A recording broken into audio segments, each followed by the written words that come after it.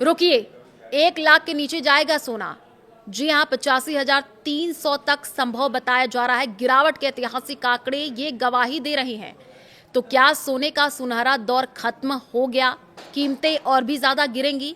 आपको इस वीडियो में बताएंगे। नमस्कार, मैं हूं आपके साथ आयुषी गुप्ता।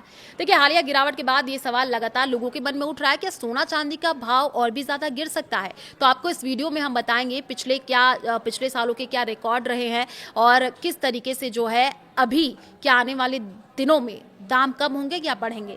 दरअसल देखिए, पिछले साल 65% रिटर्न देने के बाद सोने ने 2026 की शुरुआत तो तेजी के साथ की, लेकिन ईरान अमेरिका युद्ध के बाद से सोने में गिरावट यानी गोल्ड प्राइसेस क्रैश देखने को मिल रही है। जनवरी में सोने की कीमत रिकॉर्ड स्तर $5,602 तक पहुंच गई थी, लेकिन बाद में 3 महीनों में गिर करके $4,495 हो गई, जो टॉप से 20% की गिरावट को दर्शाती है।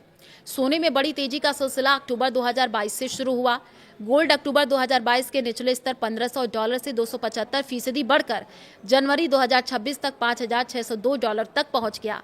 क्या सोने की कीमतें और गिर सकती हैं? इस सवाल का जवाब ऐतिहासिक आंकड़ों को देख करके लगाया जा सकता है, क्योंकि सोने में तेजी का ये सिलसिला नया नहीं है, ऐसा भी पहले हुआ है। आइए आपको गोल्ड के उस हिस्टोरिकल पैटर्न के बारे में बताते हैं जिसमें सोने ने तेजी के बाद जबरदस्त गिरावट दिखाई। इतिहास में कम से कम 3 बार सोने ने नए शिखर बनाए हैं और उसके बाद भारी गिरावट दर्ज की गई है। ऐसे में इस कीमती धातु में बड़े उछाल के बाद गहरी गिरावट आना कोई नई बात नहीं है। सोने की कीमतों में पहली बार भारी गिरावट 1974 से 1976 के बीच देखी गई।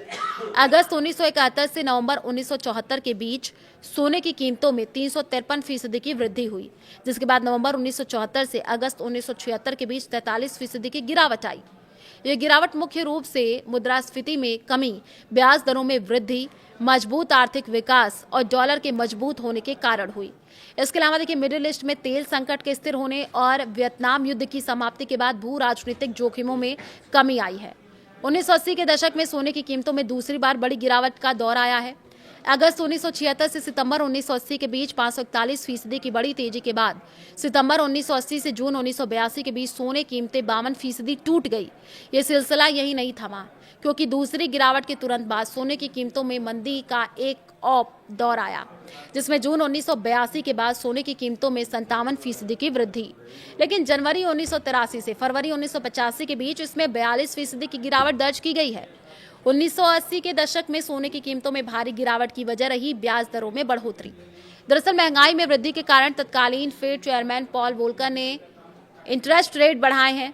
मजबूत डॉलर और उच्च ब्याज दरें सोने की कीमतों के लिए काफी नेगेटिव मानी जाती हैं। 1999 से 2011 का वक्त वर्ल्ड गोल्ड काउंसिल के अनुसार अगस्त 1999 से अगस्त 2011 के बीच सोने की कीमत में 612% की बढ़ोतरी हुई, जो 1971 के बाद से सबसे लंबी तेजी थी। लेकिन इसके बाद अगस्त 2011 के अंत से दिसंबर 2015 तक इसमें 42% की गिरावट आई है। और 2011 के बाद सोने की कीमतों में गिरावट के खास कारण अमेरिका में आर्थिक मंदी के बाद केंद्रीय बैंकों ने मौद्रिक नीति में ढील देना शुरू कर दिया, जिससे सोने का मूल्य गिरने लगा। 2011 से सेंट्रल बैंकों के क्वांटिटेटिव ईजिंग प्रोग्राम के कमी आने के कारण सोने को सुरक्षित निवेश या डिफेंसिव एसेट के रूप में रखने की आवश्यकता कम हो गई।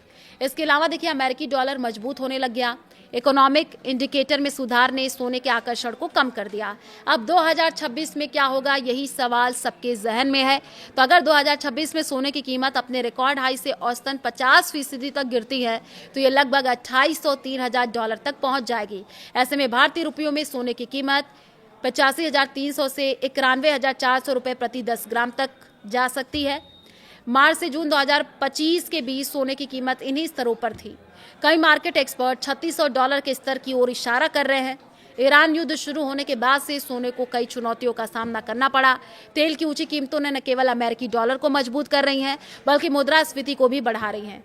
ऐसे में हो सकता है कि अमेरिकी फेड ब्याज दरों में कटौती ना करे और सोने के लिए काफी नेगेटिव होगा।